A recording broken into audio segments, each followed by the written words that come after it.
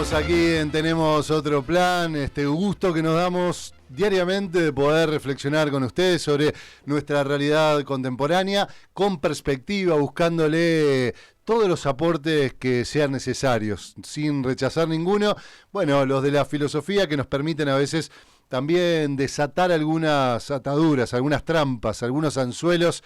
que tienen nuestras propias categorías de entender el mundo, de entender la realidad política, social, y hablamos un poco esta semana de Deleuze, de Guattari, de Nietzsche y también de los zapatistas. Lo hicimos hoy a partir de entenderlo desde esos conceptos como un ejemplo concreto posible de ese devenir minoritario, de esa construcción del poder instituyente. Y vimos las fuerzas activas contra las reactivas, esta oposición que siempre se da en todo movimiento, en toda época donde aparecen movimientos que son transformadores, pero que en algún momento parecieran volverse instituidos y pierden su fuerza instituyente. Algo de eso queríamos conversar con el politólogo, además militante, referente de Marcha Patriótica de Colombia, Cristian Arias, que está en línea. Cristian, buen día.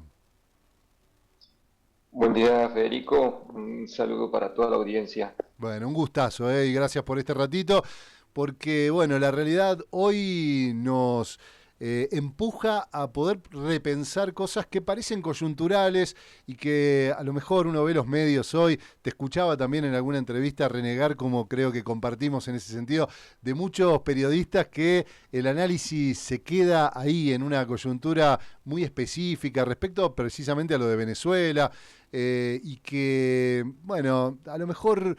nos hace falta verlo con perspectiva de cómo se llega a este momento, por supuesto, la complejidad que tiene el propio proceso venezolano, pero hay algo en común en Sudamérica, en Latinoamérica, en los procesos que venimos viviendo,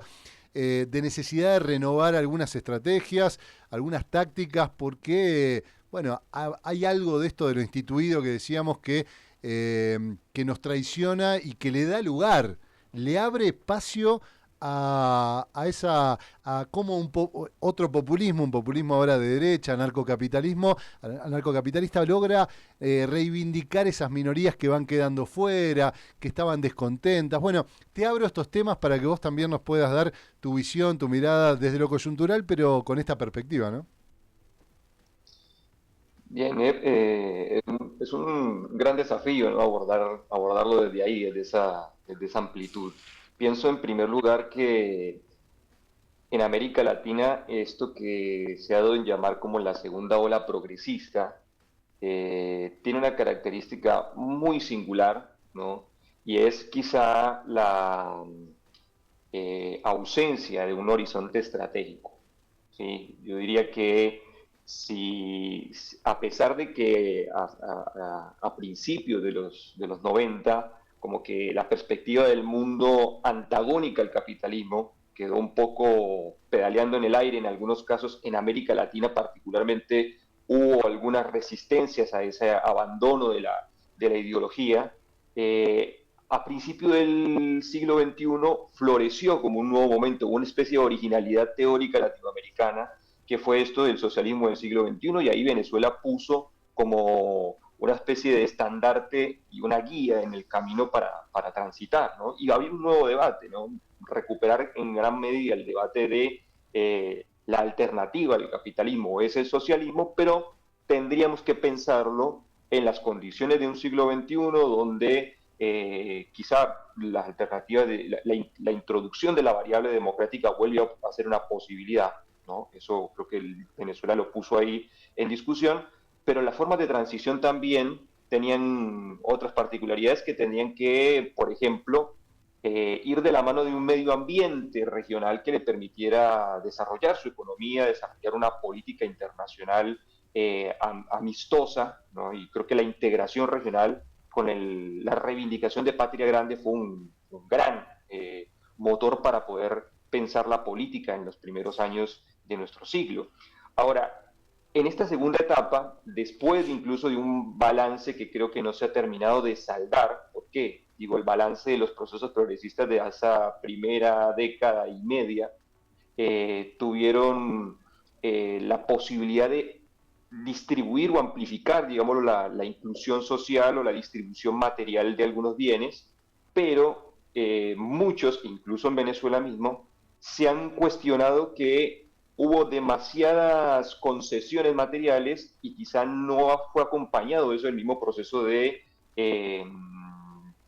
sé yo, de profundidad de la conciencia de la sociedad, ¿no? Entonces ahí el elemento quizá ideológico empieza a jugar un papel fundamental también, el de la cultura, ¿no? Y el de la conciencia en ese balance que, digo, queda todavía por saldarse, porque en América del Sur, digamos, en el cono sur, se han ido viviendo, digamos, o se vivió incluso una primavera de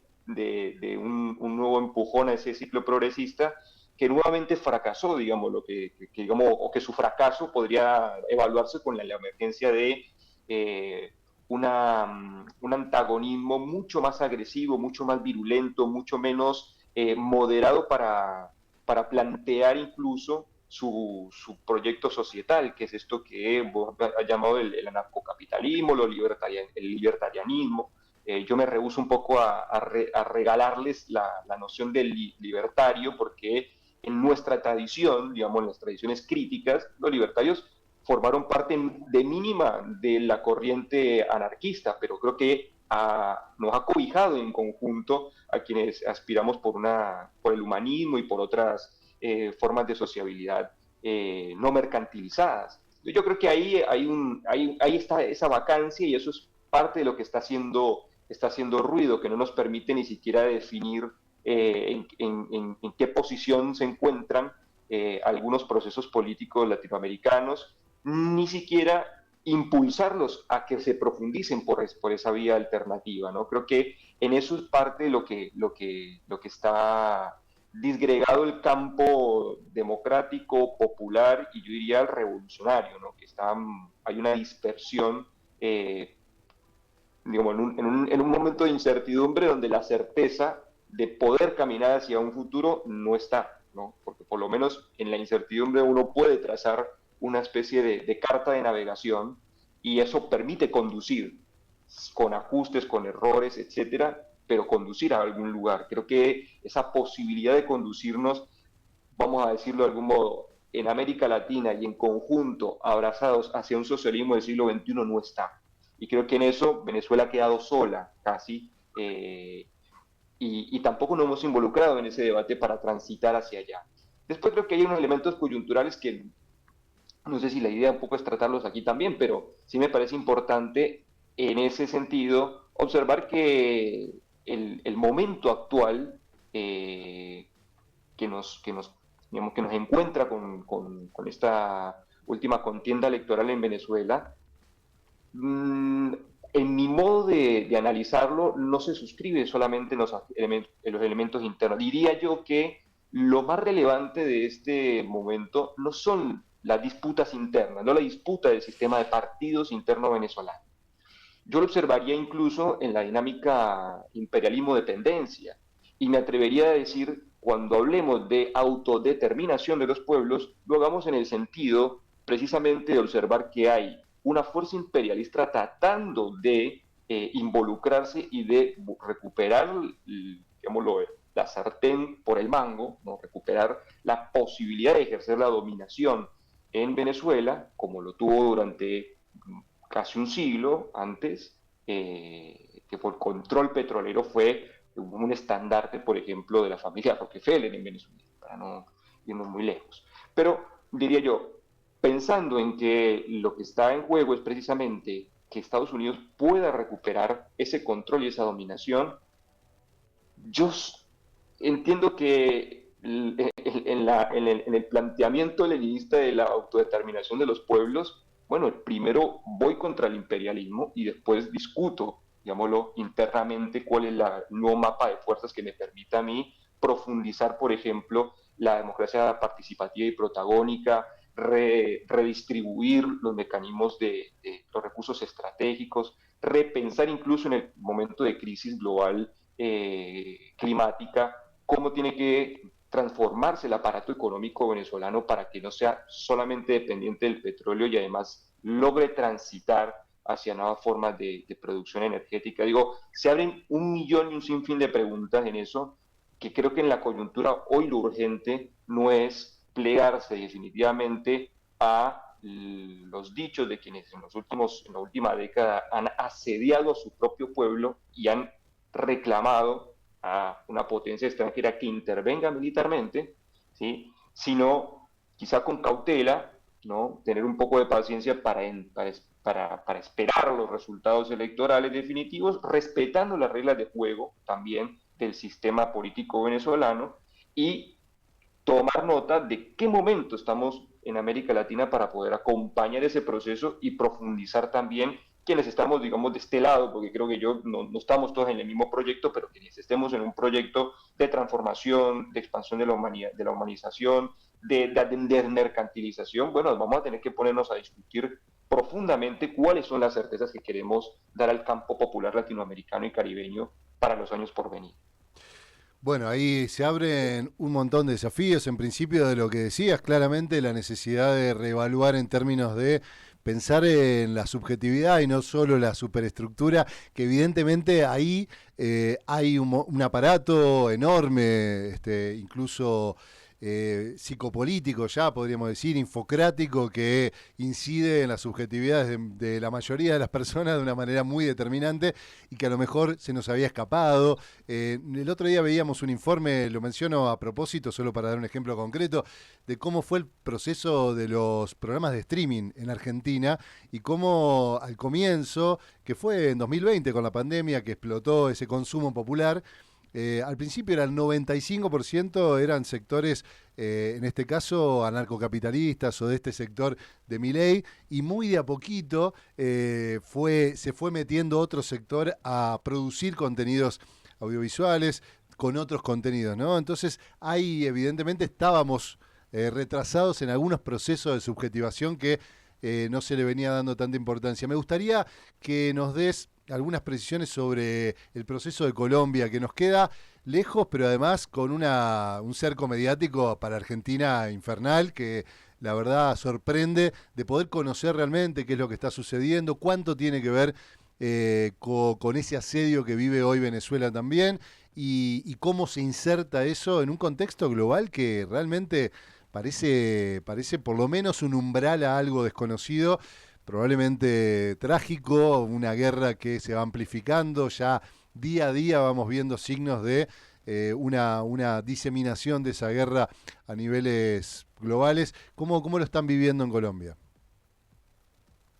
Voy hacia atrás de lo último que planteaste hacia lo primero. Sí, Diría, desde el escenario global Colombia, con el gobierno del pacto histórico de Gustavo Petro, que es el primer gobierno progresista, por lo menos de este siglo, ¿no? En Colombia, eh, ha dado un giro, por lo menos de 180 grados, en la política internacional del país, ¿no? Creo que ha pasado de ser el coordinador de la estrategia de asedio diplomático contra Venezuela y de ser un actor absolutamente subordinado a la política internacional estadounidense de militarización de nuestra región y de liberalización de nuestras economías, a jugar un papel de liderazgo o intentar un liderazgo que ponga por lo menos una voz crítica en la escena internacional sobre conflictos en el mundo, ¿no? Por ejemplo, sobre el genocidio del Estado de Israel sobre el pueblo palestino, donde Colombia ha tenido una voz muy resonante, por lo menos hacia nuestra región, ¿no? Para oponerse a ese genocidio, a las estrategias que se tejen tras bambalinas, por ejemplo, en la geopolítica europea con el conflicto en Ucrania, ¿no? Colombia también en ese lugar ha dicho, bueno, aquí hay algo detrás que no nos corresponde, en lo que no nos corresponde ni involucrarnos, ni enviando dinero, ni participando con fuerzas militares. No, lo que tenemos que buscar es un escenario de paz en el mundo y tratar de dejar de ver la guerra como prioridad y pasar a entender como prioridad la crisis climática, ¿no? Como una crisis civilizatoria que ha expresado, digo, en algunos puntos estos puntos muy generales, yo comparto que eso es una gran preocupación, un tema importante a tomar en agenda, y pienso que ya en nuestra región particularmente, Colombia ha jugado un papel fundamental en el caso de la recuperación económica de Venezuela. La primera medida que toma este gobierno es rehabilitar las relaciones bilaterales con Venezuela, o sea,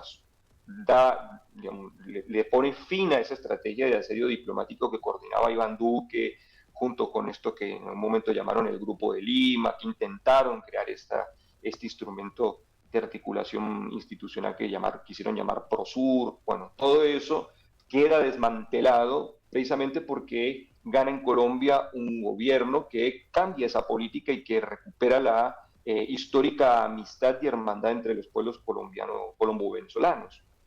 Habilita además la frontera, habilita los intercambios comerciales y eso le permite aire también a Venezuela, entre otras cosas porque le reconoce legitimidad a su gobierno y en un escenario internacional eso es muy importante, ¿no? Yo creo que eso también es parte de lo que se juega en este contexto, volver a aislar a Venezuela para restarle legitimidad y que eso afecte incluso sus relaciones económicas y políticas, o que ese curso se mantenga y eso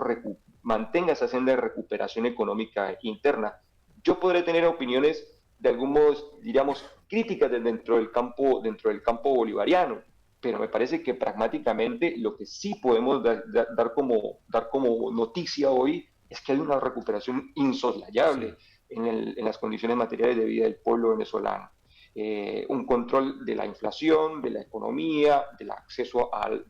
bienes de consumo, a los alimentos especialmente. Entonces yo creo que esos son elementos que dan cuenta de la importancia que ha tenido Colombia como incorporarse en esta segunda ola progresista con las limitaciones que yo he reconocido, pero que le permiten mejorías efectivamente a los sectores populares. Y dentro de Colombia me parece que hay al menos dos grandes temas que han volcado o que han trastocado la política nacional. El primero es la llegada de un gobierno progresista con una bancada no mayoritaria en el Congreso, pero sí muy representativa, le ha permitido, por ejemplo, cambiar el curso de algunas políticas de militarización de la sociedad, ¿no? De política fiscal para poder tener mejores recursos para la redistribución de los ingresos, ha podido habilitar, por ejemplo, la educación pública en grados superiores de manera gratuita para los sectores populares, algo que no existía, ¿no? Que fue una demanda histórica del movimiento estudiantil, sobre todo universitario. Aliviar las deudas de los estudiantes universitarios que habían contraído históricamente por el sistema privatizado o semi-privatizado que ha tenido la educación superior en el país. Recientemente aprobar una reforma pensional que a partir de 2025 incorporará a todas las personas mayores de 60 años a el sistema jubilatorio, hayan o no contribuido a lo largo de su vida. Pensemos que Colombia es una sociedad que tiene una economía que casi el 60% se encuentra en la informalidad. Eso durante los últimos 30 años de neoliberalismo ha afectado a tal punto de que solamente un cuarto de la población puede acceder a una jubilación. Entonces yo creo que transformar esas condiciones para los sectores populares es una buena noticia hoy, y creo que en ese plano social, económico, el pacto histórico está haciendo un cambio, ¿no? Un cambio prometido con las resistencias pertinentes de una oposición muy activa, muy virulenta, ¿no? Que todavía tiene una representación política importante, sobre todo en el Congreso, y por eso es importante también entender los procesos de cambio con mayorías, ¿no? En estos casos cuando se optan por las vías democráticas. Y creo que la segunda variable tiene que ver con esto que el gobierno se ha planteado como una estrategia muy ambiciosa, que es la paz total, ¿no? Que es lograr implementar los acuerdos de paz de 2016 con las FARC y avanzar en mesas de diálogo tanto con el ELN, que sería como la segunda guerrilla histórica del país, y disidencias de las FARC. Entonces, ahí creo que se abre otra nueva ventana que forma parte de esa gran esos pilares de la política del pacto histórico hoy en Colombia. Bueno, Cristian, con enormes desafíos y con mucha expectativa, como lo vemos de acá, por supuesto, estamos viviendo la contracara de ese proceso en Argentina, nos duele enormemente, pero también sabiendo que, bueno, es parte de los límites que vamos encontrando y de una relación dialéctica en la que evidentemente vamos a tener que ir construyendo nuevas narrativas que nos den la posibilidad de que aquellos que se sintieron fuera, que se sintieron excluidos, que se sintieron que no estaban siendo parte, bueno, volver a recoger, volver a construir a partir de las diversas minorías que formamos parte de esta gran mayoría, poder construir, reconstruir este proyecto latinoamericano que sin duda está ahí, está vigente y que, como decís vos, hoy nos ofrece la contradicción entre soberanía e imperio como nunca antes, o por lo menos como no se había visto tan claro en décadas, ¿no? Y que nos tiene que volver a unir en ese desafío. Te agradecemos muchísimo estos minutos, seguro que te volvemos a convocar pronto porque son temas que nos quedan en urgencia para seguir charlando en las diferentes dimensiones. Un abrazo enorme.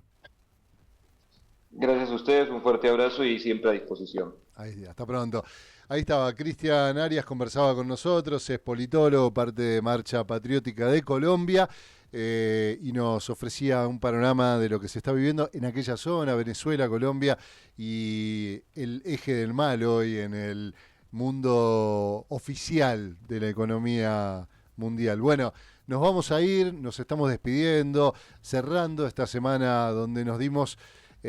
un recorrido, un mapa, una cartografía de pensamientos, de vitalismo que buscábamos desatar nuestras propias fuerzas rebeldes, nuestras propias potencias de pensar, de actuar y de sentir para ampliar nuestro cuerpo a cuerpos más amplios, a cuerpos colectivos, a cuerpos naturales, a reconectar con esa sensibilidad un poco más fina, más elaborada, que nos permita reconstruir un nuevo mundo. Nos reencontramos entonces la semana que viene. Que pasen un hermoso fin de semana. Chao.